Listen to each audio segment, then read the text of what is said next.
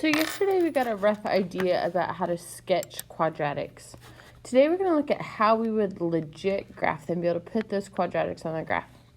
So the first thing we're going to do is find the axis of symmetry. And just a reminder, the formula for that, to find the axis of symmetry, is negative b divided by 2a. And I know that some of these quadratics yesterday didn't have all of those numbers. When I look at number 1, my a is 1 because that is 1x squared. But there's not a b and there's not a c number. There's no x by itself and there's no constant by itself. So those are going to be the numbers that we're using. So negative b, negative 0 divided by 2 times 1. 0 divided by anything is just going to give me 0. So my axis of symmetry is x equals 0. That's telling me right here that axis of symmetry right in the middle, x equals 0. I always like to sketch that axis of symmetry. It helps me line my graph up. And then to find our vertex, we're going to take it, we're going to plug in y equals x squared, so y equals 0 squared, y equals 0. So my vertex is where my x is 0 and my y is 0. So my vertex is going to be right there in the middle, call my origin. We're going to put that vertex in the middle row of the table, so somewhere right on here, 0, 0. And we're going to fill in negative 1, negative 2, 1, 2. I can use my calculator to show me these. I can actually do the math either way. But I'm going to pull up my calculator. Y equals x squared, and we're going to look at our table. And my table looks a little bit different than yours, but overall you can look at your table and you can figure out. So when x is 1, y is 1. When x is 2, y is 4. When x is negative 1, y is 1. When x is negative 2 squared is also 4. So I'm going to make my dots. Negative 2, 4, negative, there should not be a line right there. Negative 1, 1, 1, 1, 2, 4. There is my quadratic. And I think that graphing them is actually probably a little bit easier than sketching them because I have that table on my calculator. Doing second graph will let me look at the table. So my domain, remember my domain are my x numbers. And for a quadratic, your domain is always going to be all real numbers. We can just use the symbol, the double R, but I'm going to write out all real numbers. That way we know what it is. My range are my y numbers. And I can see that the smallest y number right here is 0. So my range is any y number that is greater than or equal to 0. So I'm going to make myself a little note here. When I'm looking at range, if it is a positive x squared, my range is going up.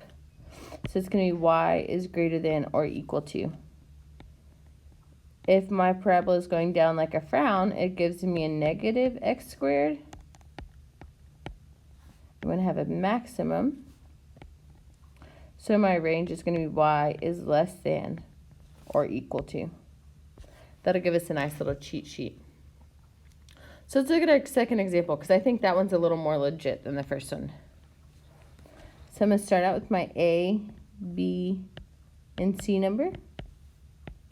My A is 1, so I know I'm going up like a smile. My B is 2. My C is negative 1. So we're doing negative B divided by 2a. Negative 2 divided by 2 is 1. Oh, no, it's not. It's negative 1. So my axis of symmetry is x equals negative 1. So I'm going to go over to where the x is equal to negative 1 right here. X equals a negative 1. Then I'm going to take that information and I'm going to plug it in. Y equals negative 1 squared plus 2 times negative 1 minus 1. And I know some of us were struggling yesterday being able to type that in, but this is why the table on my calculator is so helpful. So y equals 1 minus 2 minus 1. So y equals a negative 2. So my vertex is where my x number is negative 1. My y number is negative 2. So negative 1, negative 2. That's my vertex. And because my parabola is going up like a smile, that's going to be my minimum value. So I'm going to put that right in the middle of my table.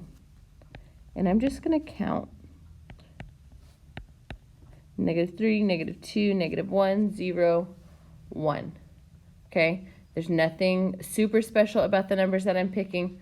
I'm just choosing them that are in order. So I need to use my calculator. I'm going to type that in, x squared plus 2x minus 1. Do second graph. You're going to have to scroll up and down in your calculator, but it will give you those numbers. So negative 3, positive 2, negative 2, negative 1, 0, negative 1,